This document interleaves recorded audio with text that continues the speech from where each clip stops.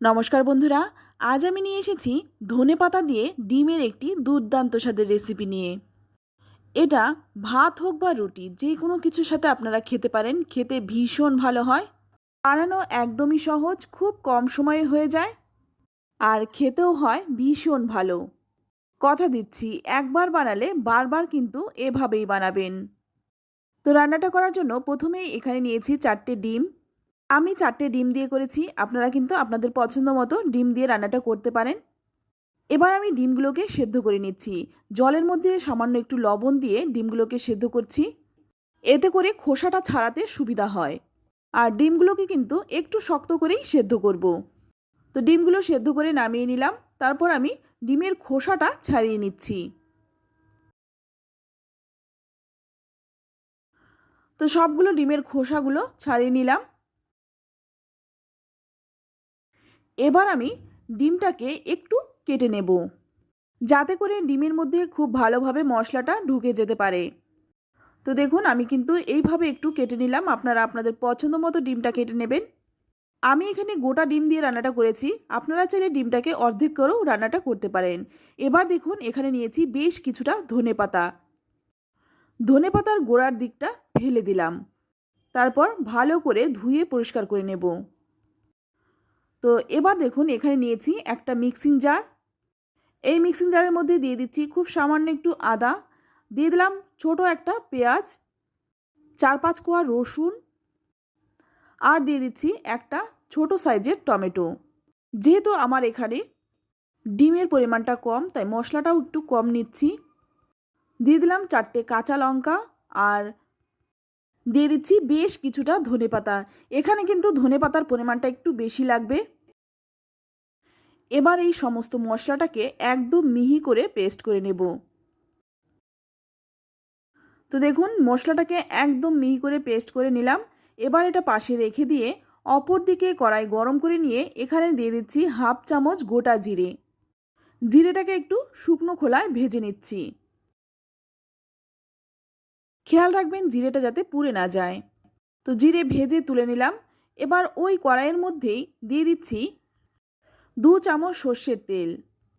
তেলটা গরম হয়ে গেলেই এর মধ্যে দিয়ে দিলাম সামান্য একটু লবণ, আর দিয়ে দিলাম সামান্য একটু হলুদ গুঁড়ো। লবণ আর হলুদ গুঁড়োটা দিয়ে খুব ভালো করে তেলের সঙ্গে মিশিয়ে নিয়ে তারপর ডিমগুলো দিয়ে দিচ্ছি।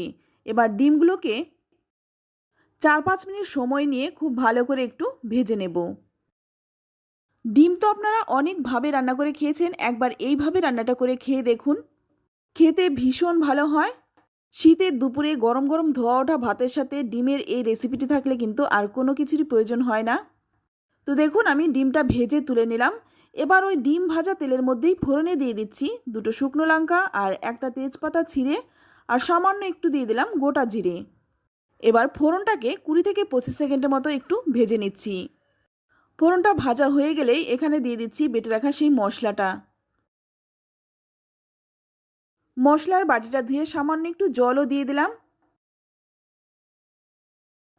এবার ভালো করে মশলাটাকে কষিয়ে নেব।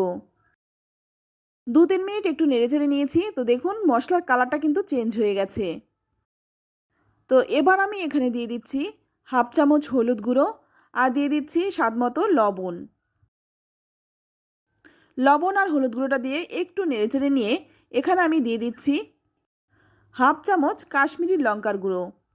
এখানে আমি কাশ্মীরি লঙ্কার গুঁড়োটা দিয়েছি। হাতের কাছে কাশ্মীরি লঙ্কার গুঁড়োটা যদি না থাকে তাহলে কিন্তু লঙ্কার গুঁড়োটা নাও দিতে পারেন। এবার এই মশলাটাকে খুব ভালোভাবে কষিয়ে নেব। যতক্ষণ না মশলা থেকে তেল ছেড়ে দিচ্ছে ততক্ষণ আমি মশলাটাকে খুব ভালোভাবে ঢেকে ঢেকে কষাবো। মশলাটা যদি ভালোভাবে কষানো হয় তাহলে কিন্তু খেতেও ভালো লাগে। তো দেখুন, মশলাটা কিন্তু খুব ভালোভাবে কষানো হয়েছে, মশলা থেকে তেলও ছেড়ে দিয়েছে। এবার একটু নেড়েচেড়ে নিয়ে এখানে দিয়ে দিচ্ছি পরিমাণ মতো জল। জলটা কিন্তু খুব বেশি দেব না, খুব অল্প পরিমাণেই জলটা দিলাম। এবার এই মশলার সাথে খুব ভালোভাবে মিশিয়ে নেব।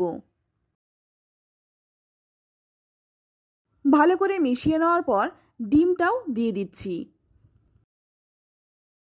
ডিমটাকেও খুব ভালো করে মশলার সাথে মিশিয়ে নিচ্ছি। এবার গ্যাসের আঁচটা লো টু মিডিয়ামে রেখে 10 মিনিট ঢেকে রাখবো। 10 মিনিট পর ঢাকনাটা খুলে নিলাম। তেলটাও কিন্তু ওপরে ভেসে এসেছে আর গ্রেভিটাও কিন্তু অনেকটাই শুকনো হয়ে গেছে। তো আপনারা চাইলে এরকমই রাখতে পারেন। তো আমি আরেকটু শুকনো করে নেব। তো ভালো করে নেড়েচেড়ে মিশিয়ে নেওয়ার পর যে জিরেটা আমি ভেজে রেখেছিলাম সেই ভাজা জিরের গুঁড়োটা দিয়ে দিচ্ছি। এবার খুব ভালো করে মিশিয়ে নেব। তো ভালো করে মিশিয়ে নিয়ে আবারও কিন্তু 4-5 মিনিট ফুটিয়ে নেব। 4-5 মিনিট ফুটিয়ে নেওয়ার পর দেখুন গ্রেভিটা কিন্তু অনেকটাই কমে গেছে। এর থেকে শুকনো করব না। এবার নামানোর আগে ওপর থেকে দিয়ে দিচ্ছি 1 চামচ কাঁচা সর্ষের তেল। তেলটাকে ভালো করে মিশিয়ে নিয়ে তারপর দিয়ে দিচ্ছি 2টো চেরা কাঁচা লঙ্কা।